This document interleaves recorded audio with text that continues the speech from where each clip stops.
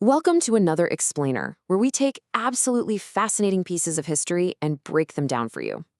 Today, we're looking at a true marvel of engineering, a machine that literally defined an era before it all came crashing down. We're talking about the pride of Nazi Germany, a vessel known to the world as the Queen of the Skies. 245 meters of pure luxury, gone in just 34 seconds. This is the moment the Queen of the Skies became a burning skeleton. How does an engineering miracle, the undisputed pinnacle of human flight at the time, completely evaporate in half a minute? Well, the answer is a gripping story of ambition, geopolitical tension, and a silent, invisible killer. Okay, let's dive into this. Section 1, Queen of the Skies, the Flying Palace. May 1937. The Hindenburg was the pride of Nazi Germany, a flying palace nearly the size of the Titanic. On May 3rd, it departed Frankfurt, Germany, heading across the vast Atlantic Ocean toward New Jersey, with 97 passengers and crew on board. And this brilliantly illustrates the sheer scale we are talking about here. When we say aircraft, forget about a modern airplane. We're talking about an airship 245 meters long. It was only 24 meters shorter than the Titanic itself, an absolute behemoth floating right through the clouds. But it wasn't just massive, it was exceptionally exclusive.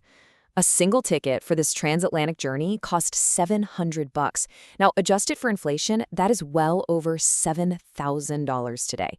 This meant it was reserved for people who demanded the absolute best, even thousands of feet up in the air. It carried the world's elite across the Atlantic in rooms featuring grand pianos and fine dining. Passengers enjoyed separate sleeping quarters, a reading and writing room, and a massive exclusive lounge.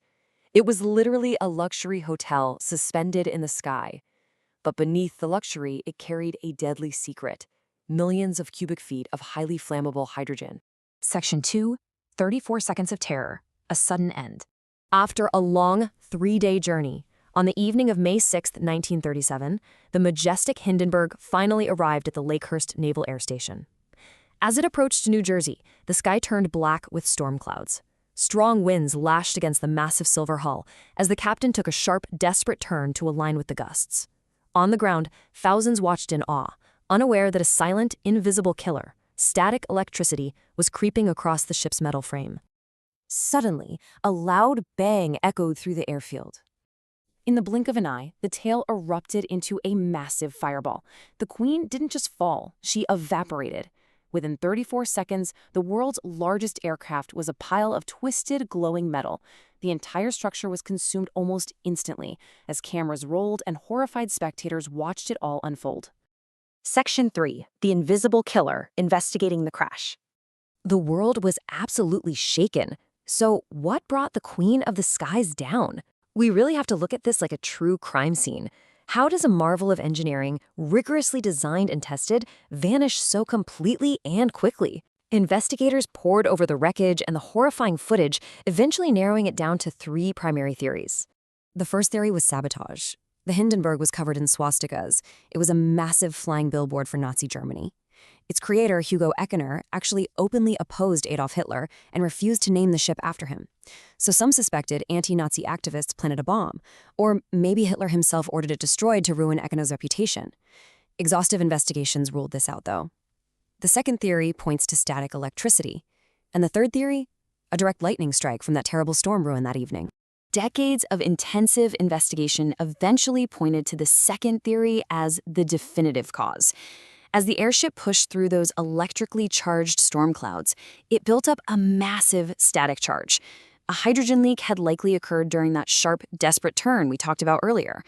All it took was one tiny, silent spark from that static buildup to ignite the highly explosive gas. Let's move to and see how this builds. Section 4, The Fatal Flaw. 500 years in the making. To truly understand why the Hindenburg was filled with highly explosive hydrogen in the first place, we have to understand a fatal engineering flaw that was centuries in the making. For over 500 years, humans dreamed of making ourselves lighter than air. Back in 1507, John Damian literally glued chicken feathers to his arms and jumped off a Scottish castle. He broke his bones, but hey, the dream survived. In 1783, the Montgolfier brothers launched the first hot air balloons. And the ultimate breakthrough came in 1900, when Ferdinand von Zeppelin created the LZ-1, using gas bags inside a rigid aluminum framework. The Zeppelin was officially born. So the crucial point is, to make these massive, rigid airships float, you need a gas lighter than air. You basically had two options: hydrogen or helium. Helium is an inert gas. It doesn't catch fire. Hydrogen, on the other hand, is highly explosive. At the time, America controlled the global supply of safe helium and heavily restricted its export. Because of these geopolitical tensions, Germany was forced to use hydrogen. The Hindenburg was actually designed for helium, but it had to rely on a deadly, highly flammable substitute. Section 5. A Green Return, the Silent Future. The age of the airship died that night, replaced by the faster airplanes we use today. By the 1940s, airplanes were becoming incredibly reliable. An airship plodded along at about 100 kilometers per hour and was super vulnerable to bad weather. Meanwhile, airplanes were suddenly flying at 700 to 1,000 kilometers per hour. Safety and speed simply won out over slow, scenic luxury. Now, what's really interesting about this slide is the environmental impact. Today, the aviation industry produces massive amounts of carbon, but modern companies, like UK-based hybrid air vehicles, are reviving the giant airship. Filled with easily accessible, non-flammable helium, these modern giants are incredibly safe. And the best part? They release only 1/10 of the carbon emissions of a traditional airplane. They fly silently, efficiently, and clean.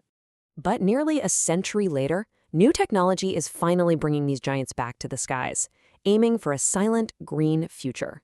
With commercial flights actually planned for after 2030, we have to ask ourselves, are we ready to return to the era of the silent flying palaces? Follow for more hidden history stories.